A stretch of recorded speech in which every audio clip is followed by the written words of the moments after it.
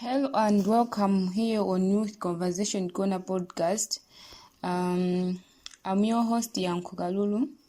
So today I'll be discussing about the cholera outbreak.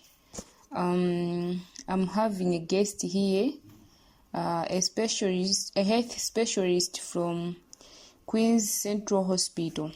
So stay there as we are starting today's program or today's topic.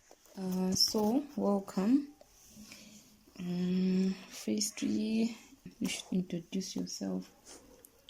My name is Margaret Gondwe. I'm a health specialist in Queen's Hospital. So what is cholera and how is it transmitted? What I understand from cholera is an infectious disease that is caused by the bacterium Vibrio cholera. Primarily spreads through contaminated water and food.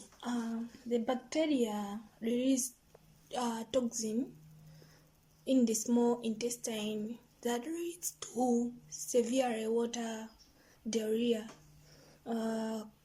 Cholera transmission is often that it's linked to poor sanitation, contaminated drinking water, and areas with limited access to proper hygiene.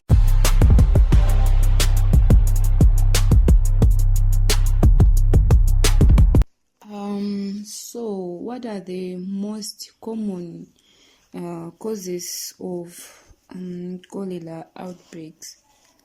Most common cholera outbreaks are poor sanitation and hygiene practices, contaminated drinking water, particularly in places where the water supply is not properly treated. Natural disasters like flooding, cyclones, that things disrupt water and sanitation systems. Refugees camps or areas of overcrowding where sanitation is difficult to manage. So how prevalent is cholera globally, and which is the most region which is affected by this outbreak? We can say that cholera remains global affected. Health threat, particularly in regions with inadequate water treatment and sanitation. The World Health Organization, which is WHO, estimates 1.3 to 4 million cholera cases annually, with 21,000 to 143,000 deaths. It is most prevalent in parts of Africa, especially South Asia and Southeast Asia.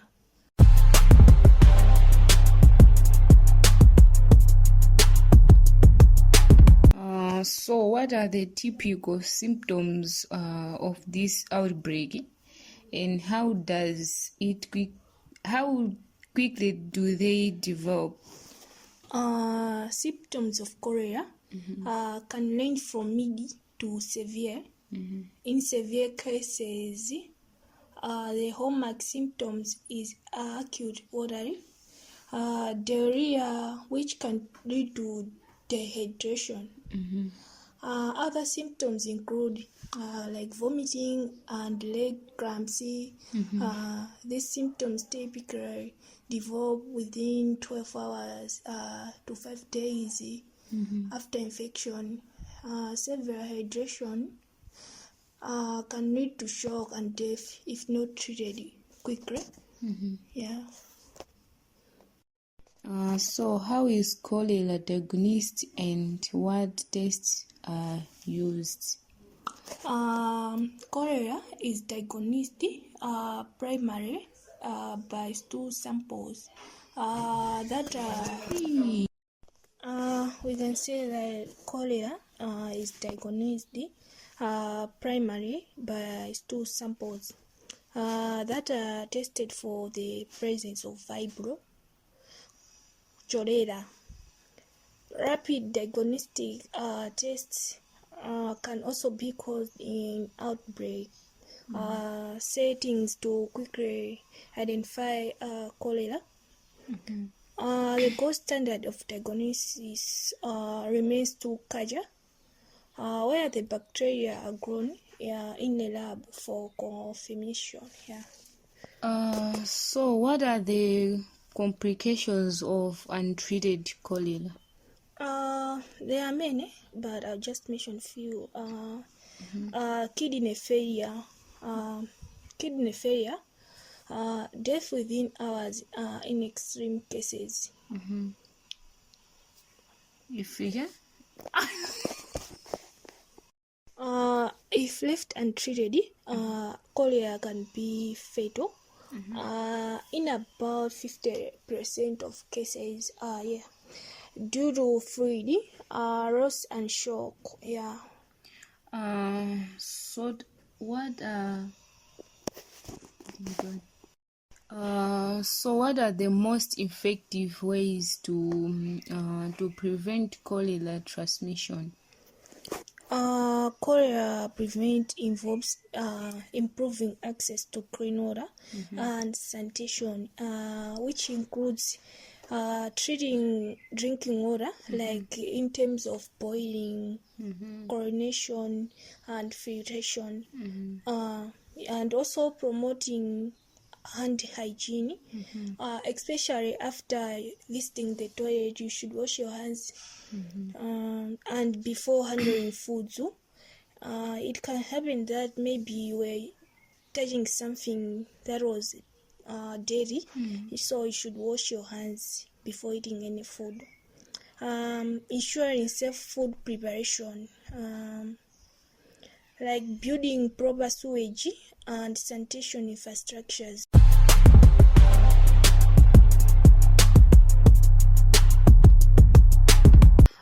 So how can a person or individuals protect themselves in areas with ongoing outbreaks like this cholera outbreaks?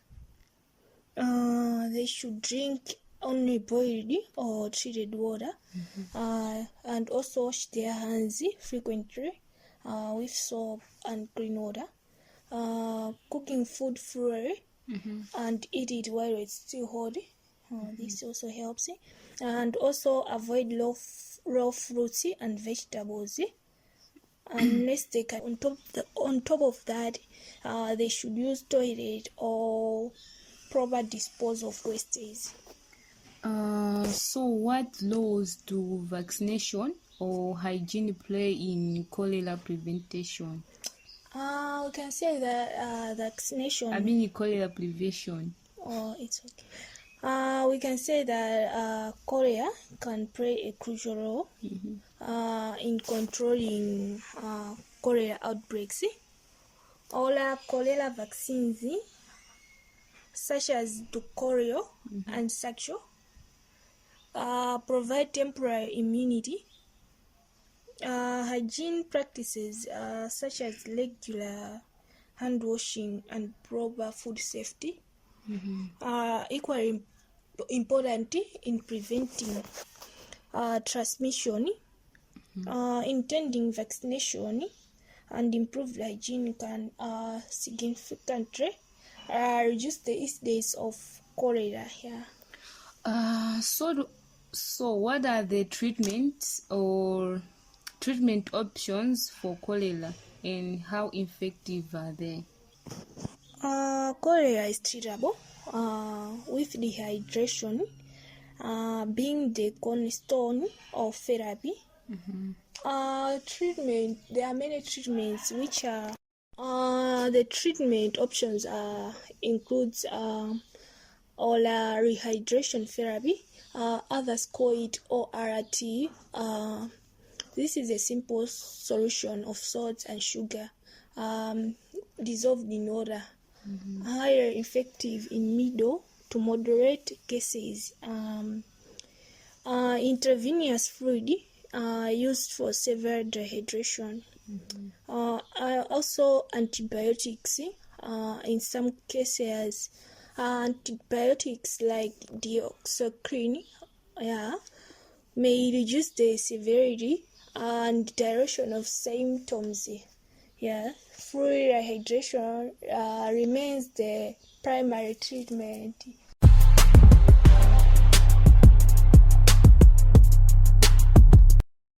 So what is the role of oral rehydration therapy, especially in cholera treatment?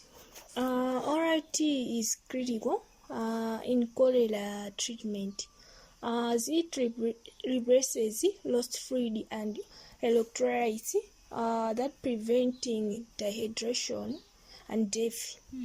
It is inexpensive, simple to administer, and can be a life-saving, especially in resources limited setting. It reduces mortality to less than 1% when used promptly. Okay, so how can healthcare systems improve cholera management and response? Healthcare systems can improve cholera management by ensuring widespread availability of oral tea and intravenous fluids. Training healthcare workers in rapid response and management of cholera cases. Like establishing cholera treatment centers in outbreak-prone areas, increasing public health awareness on the importance of sanitation and treatment. Okay, so in real-world experience and advice, can you share a personal experience or story related to cholera care?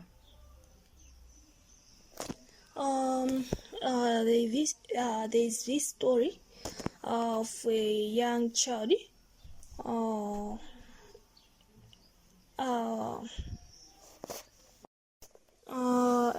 In my experience, I have this story of a little. I can share my own personal experience. In our area, there was this boy who was suffering from cholera, and he was brought here for a treatment with near fatal dehydration, but recovered free within 48 hours because of this oral tea.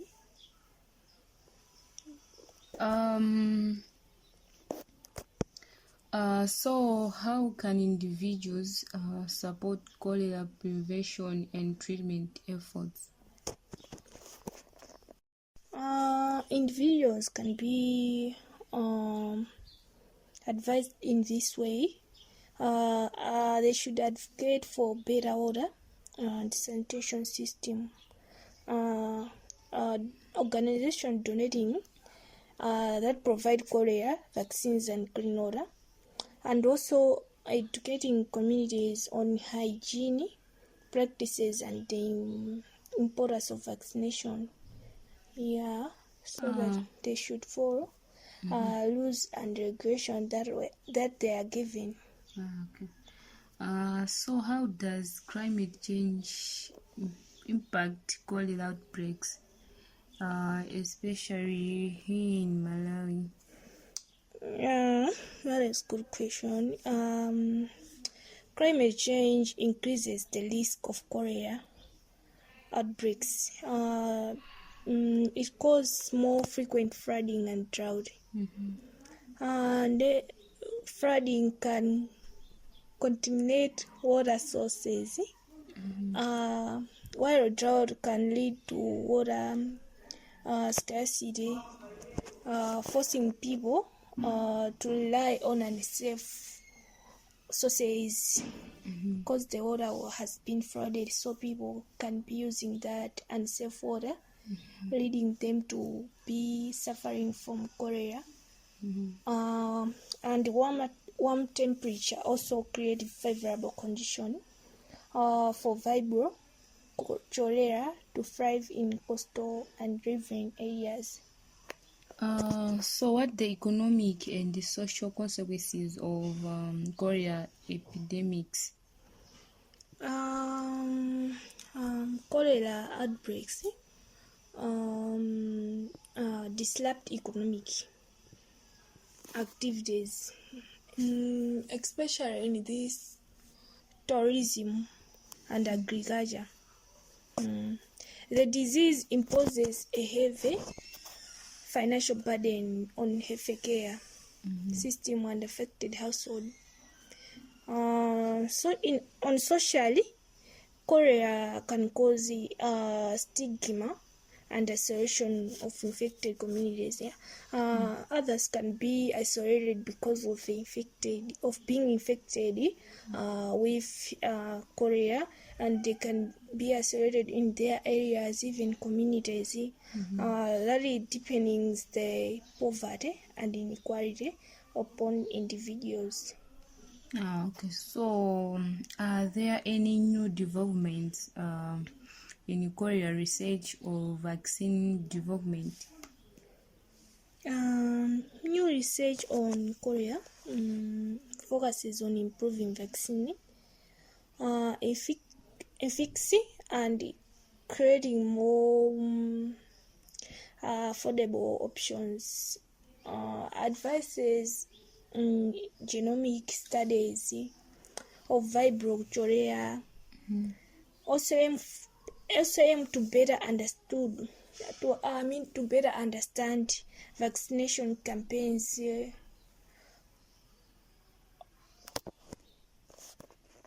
and treatment protocols.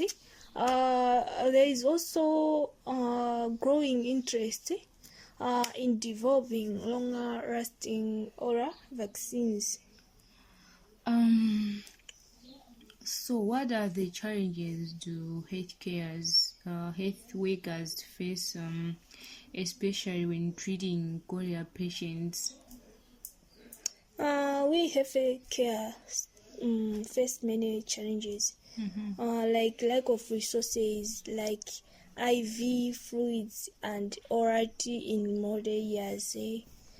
Managing large volumes of patients during outbreaks,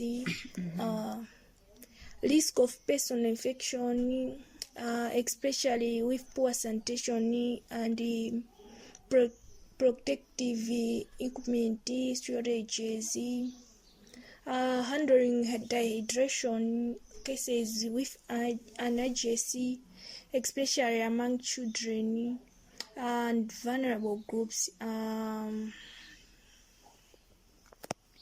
So how do you prioritize patient care during these outbreaks? We prioritize the most severe cases, such as those with severe extreme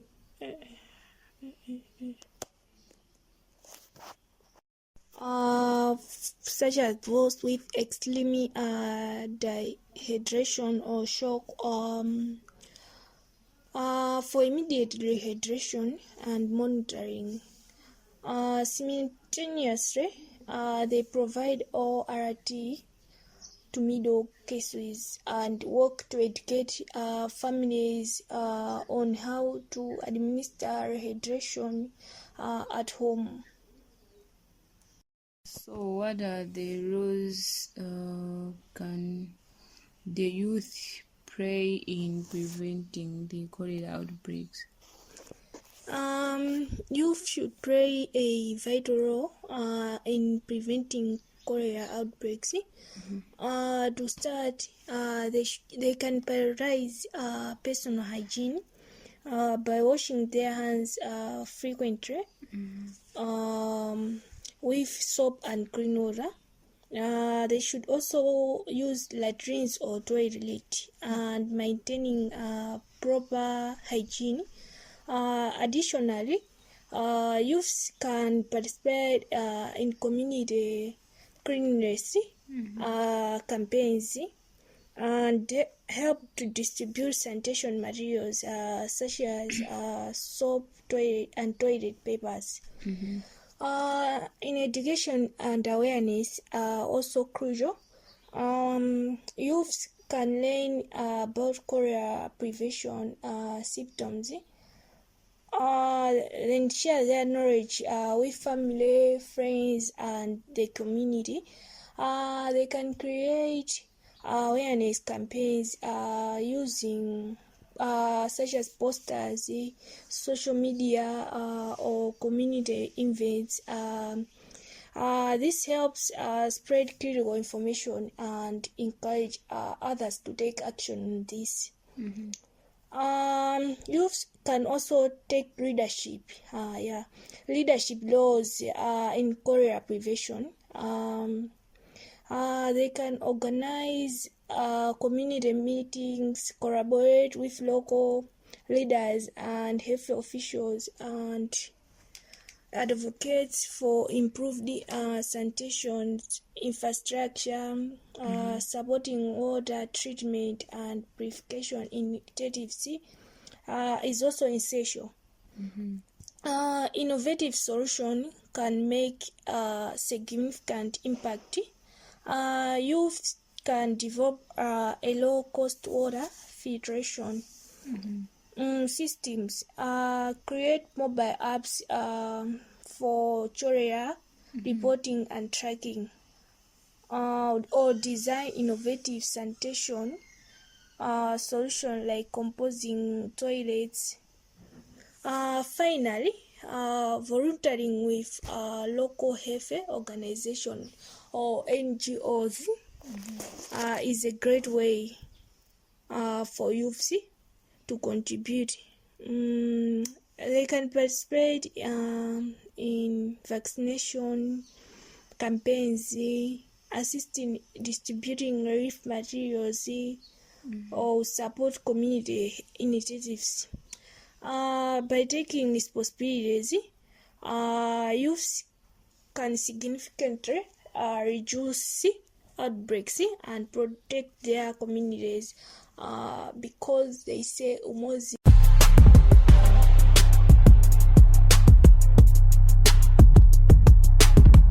So what role can government or organization can play to deal with this cholera outbreak? Here in Malawi, they have been grappling with cholera outbreaks, particularly during the rain season. The government has established a cholera task force to coordinate response and deploy heavy workers to affected areas. The government have also conducted public awareness campaigns and distributed medical supplies to some organizations like WHO, UNICEF, MSF, and the Red Cross have provided critical support focusing on water sanitation and hygiene programs, surveillance, and medical care. Despite these efforts,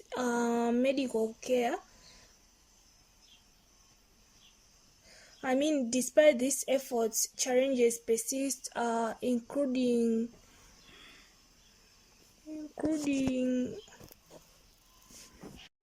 limited resources, inadequate infrastructure, and climate change. The government has also distributed some buckets and chlorine in some schools and hospitals, so that people can be washing their hands before visiting the toilet. Moving forward, strengthening health system, improving wash infrastructure, and enhancing community engagement are crucial. We can say that the government and partners are working very hard to increase vaccination coverage and develop climate resilient strategies. As a collective effort, we can effectively combat cholera and protect Malawi.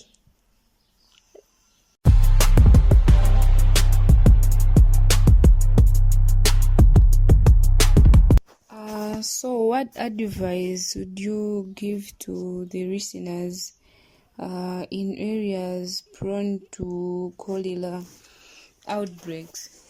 They should access clean water in a way that they should be boiling or treating it, like putting chlorine, or they should not just be using unsafe water. If they want to use unsafe water, they should treat it in a way of boiling and putting a chlorine. They should also wash hands fully, especially before eating or preparing food, so that they can seeking immediate medical attention is also important. More people ignore these first signs of severe diarrhea. They should visit the hospital so that they should know the signs of severe diarrhea. And also getting vaccinated if living in high risk areas of cholera.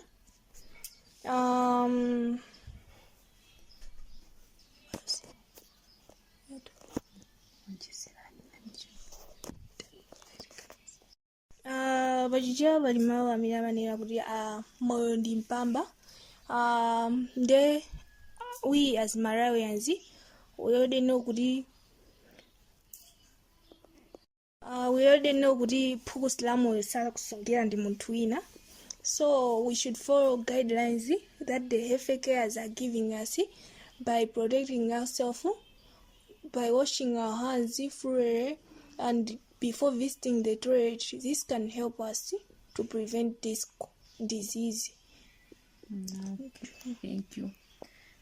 So this is the max end of today's topic. Thanks for being there. Bye until next time.